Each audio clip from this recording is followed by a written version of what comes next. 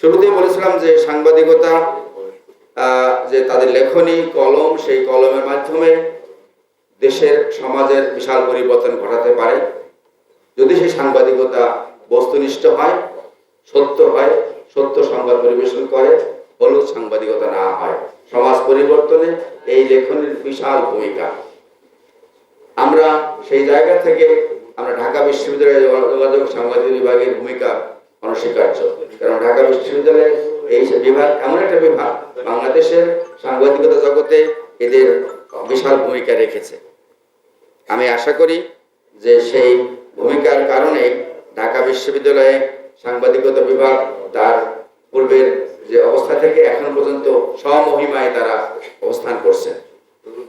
আমরা সাংবাদিকতা জগতে দেখি অনেকে যে ভুল তথ্য বা ফেক তথ্য দিয়ে কাউকে বিভ্রান্ত করে, এটাকে আমরা হলুদ সাংবাদিকতায় বলি। সেটা হলে মানুষ ক্ষতিগ্রস্ত হয়। সাংবাদিকতা এমন একটা পেশা যার মধ্য দিয়ে অনেক মানুষের বাংলাদেশের যেভাবে চলে সমাজ ব্যবস্থায়, তাতে অনেক ভালো উপকার অনেক করা যায় যদি সঠিকভাবে তথ্য সরবরাহ করা যায়। কিন্তু কেন যেন সংবাদপত্রের মানুষগুলো অনেকে ভিন্ন পথে ধাবিত হয়। আমরা আশা করি ঢাকা বিশ্ববিদ্যালয় থেকে যারা পার হয় বা পাশ করে তারা মনে হয় না সে অবস্থায় যায়। তারা অবশ্যই বস্তুনিষ্ঠ সংবাদ পরিবেশন করে এবং তথ্য নির্ভর এবং সত্যকে সামনে উদ্ঘাটন করে নিয়ে আসার চেষ্টা করে।